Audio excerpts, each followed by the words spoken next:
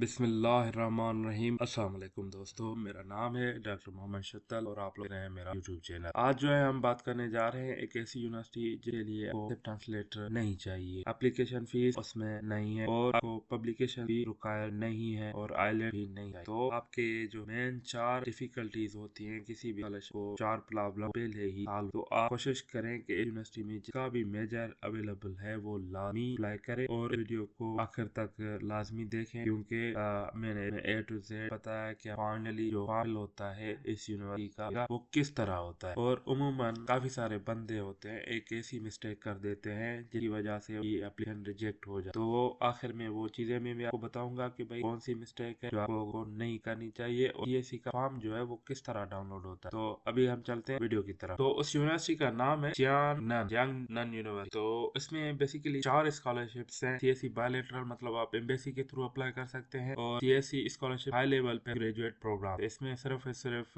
PhD और masters वाले apply कर सकते हैं। और CSE belt and road programme और CSE चाइना लिंक स्कॉलरशिप 2026। तो हम थोड़ा थोड़ा इनको ओवरव्यू कर देते हैं कि इनका क्या सूरत हाल है, और हमारा वीडियो का मेन फोकस होगा वो CSE high level post graduate program ही होगा। जब बेल्ट एंड रोड में आपने अगर अप्लाई करना है तो उसकी डेडलाइन 5 मई 2026 है। यहाँ पे जाके आपने CSE का फॉर्म फिल करना है, फिर यहाँ पे आप अपने यूनिवर्सिटी का अपना फॉर्म फिल करना है। ये एलिजिबिलिटी क्राइटेरिया है। और मास्टर के लिए मास्टर सिर्फ जो बिजनेस एडमिनिस्ट्रेशन में ऑफर कर रहे हैं ये प्रोग्राम उनके लिए। और कवरेज जो है वो 3000 per month for the master student आप लोगों को हर चीज देंगे। ये मतलब उसके साथ साथ आपको ये सारे डॉक्यूमेंट होने चाहिए। पहले CSE की वेबसाइट पे अप्लाई करना है, उसके बाद आपने यांगनान यूनिवर्सिटी की वेबसाइट पे अप्लाई करना है, और आप लोगों को वेट करना है रिजल्ट्स का। जैसे ही आप लोगों को रिजल्ट आएगा तो फिर आप वीजा के लिए प्रोसेस करेंगे। तो ये हो गया सिल्क रोड स्कॉलरशिप प्रोग्राम के हवाले। सिल्क रोड में सिर्फ आप बिजनेस एडमिनिस्ट्रेशन वाले ही अप्लाई कर सकते हैं, बाकी मेजर्स वाले अप्लाई नहीं कर सकते। अच्छा, उसके बाद जो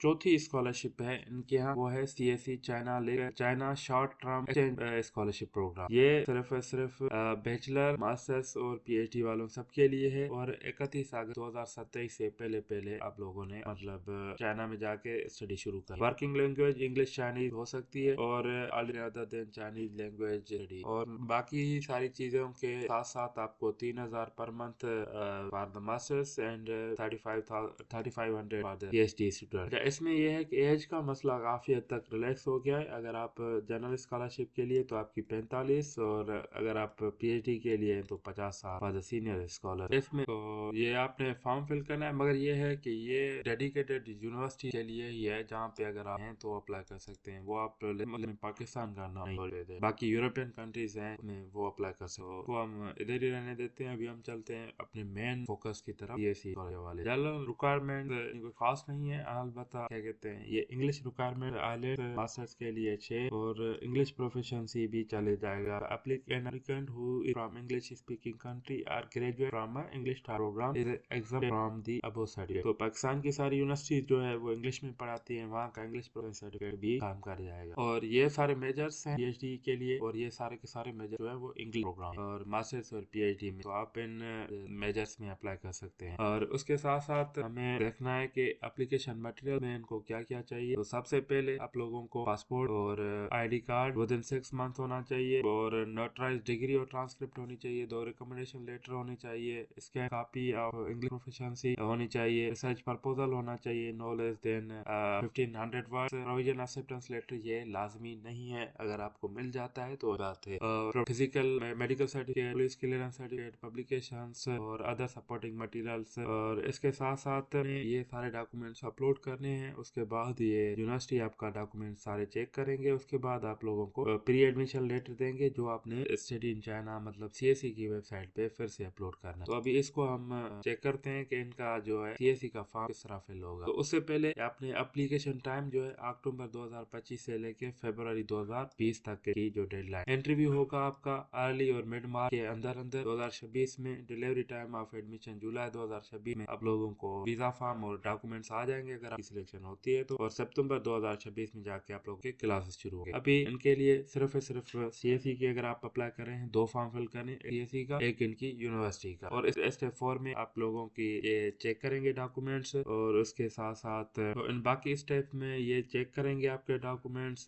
फाइनल रिव्यू के लिए ये CSE को भेजेंगे, CSE अप्रूव करेगी और उसके बाद ये आप लोगों को डॉक्यूमेंट्स से करेगी। और ये मास्टर्स और PhD के स्टाइपेंड आप लोगों को पहले ही पता है, अगर आप हॉस्टल पे नहीं रहते तो 700 आप लोगों को एक्स्ट्रा देंगे, 3700 मतलब टोटल मिलेगा। PhD वालों को 4500 मिलेगा। और ये अगर फिर भी अगर आपको कोई भी सवाल है, कोई चीज समझ नहीं आ रही, कोई भी मसला है टेक्निकल, आप यहाँ से के साथ रब्ता कर सकते हैं। और मेडिकल सर्टिफिकेट यहाँ से आप डाउनलोड कर सकते हैं, अगर आपके पास पहले ही नहीं है तो डाउनलोड करके इसको फिल करके साइन करवा लें किसी भी टाइप से। अभी हम चलते हैं कि CSE का फॉर्म किस तरह फिल होगा और उसके बाद हम जाएंगे क्या कहते हैं कि यूनिवर्सिटी फॉर्म किस तरह फिल होगा। और आखिर में जो मैंने पहले बताया था कि वो मिस्टेक होती है जो नहीं करनी चाहिए, उस मिस्टेक पे भी हम बात करेंगे। तो ये है CSE का फॉर्म। CSE का फॉर्म का सीन ये है कि मैंने काफी से मरतबा इस पे वीडियो बनाया हुआ है, तो आप ऐसा करें कि वो वीडियो डायरेक्ट देख लें, तो मैं मतलब जल्दी बताता जाता हूँ। व्यू पर्सनल डिटेल्स में क्लिक करके आपने ये सारी पर्सनल डिटेल्स आपने अपलोड करनी है। उसके बाद एम्प्लॉयमेंट हिस्ट्री, जहाँ पे आपने काम वगैरह किया हुआ है, अदर कंटेंट में आप वो डिटेल्स देनी है। और उसके साथ साथ आपने करके फिर यहाँ से माई एप्लीकेशन पे क्लिक करना है। और ये क्योंकि मैंने पहले ही एप्लीकेशन फिल की हुई है तो इनको वो ड्रा करते हैं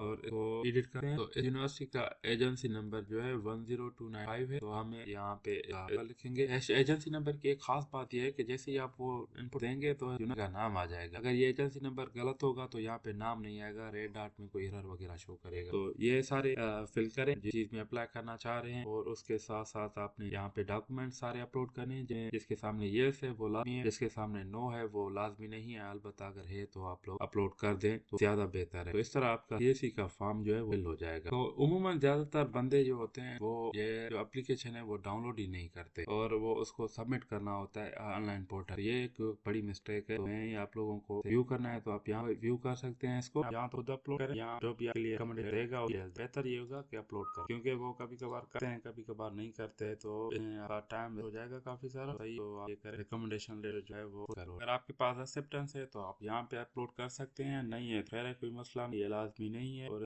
तो आप लोगों का अपलोड हो जाएगा। तो फिर यहाँ से आपने सबमिट कर देना है, तो आप सबमिट हो गया। जब सबमिट हो गए तो अगर आप कोई मिस्टेक है तो यहाँ से वो ड्रा करके फिर एडिट कर सकते हैं, व्यू कर सकते हैं, एक मरतबा रीड कर सकते हैं कि भाई आपने कौन से डॉक्यूमेंट्स अब ये हैं कौन नहीं है, A to Z सब चीजें देख सकते हैं। अब ये है कि ये फॉर्म हमें करना है डाउनलोड। यहाँ पे आके ऑनलाइन प्रिंट एप्लीकेशन, तो आपका जो फॉर्म है वो डाउनलोड हो जाएगा। मेरी नेट स्लो है, शायद वजह लेट हो रही है। ये फॉर्म डाउनलोड हो गया और एक बार चेक करें और साथ जो भी इंफॉर्मेशन दी हुई थी ये फॉर्म हमें फिर जाके इनके एप्लीकेशन सिस्टम में अपलोड करना है। एप्लीकेशन सिस्टम में के बाद बताऊंगा कि वो किस तरह होगा। मैं फिलहाल के लिए बता दे अपलोड, ये फॉर्म अपलोड होगा इधर डॉक्यूमेंट सेक्शन में। यहाँ पे लिखा हुआ एप्लीकेशन फॉर्म गवर्नमेंट स्कॉलर, यहाँ पे जाके हमें ये जो आपने अभी फॉर्म डाउनलोड किया वो अपलोड करना है हमने। तो इस तरह आपका जो है वो CSE फॉर्म फिल हो जाएगा और ये वो जो मिस्टेक है वो भी आप लोगों को नहीं करनी पड़े। तो ये इनका यहाँ पे आपने कोई भी यूजर है ईमेल क्रिएट हो जाएगा। गो टू ईमेल बार करना है, यहाँ से तो इस तरह की ईमेल आई होगी वहाँ पे क्लिक करना है तो आपका अकाउंट बन जाएगा। यहाँ करना है, यहाँ पे ये स्कॉलरशिप पूरी नोट है। तो यहाँ से जो भी आप अप्लाई करना चाहते हैं जो अप्लाई कर रहे हैं हाई लेवल ग्रेजुएट, उसके बाद नहीं कर रहे हैं यहाँ से ये दोनों PhD वालों के लिए तो कर रहे हैं और यहाँ पे आके मीडियम प्रोग्राम कर रहे हैं जो और इंग्लिश के प्रोग्राम में इंजीनियरिंग में अप्लाई कर रहे हैं। पहले मैं फोटो अपलोड करना है JPG उसके बाद फैमिली ने वही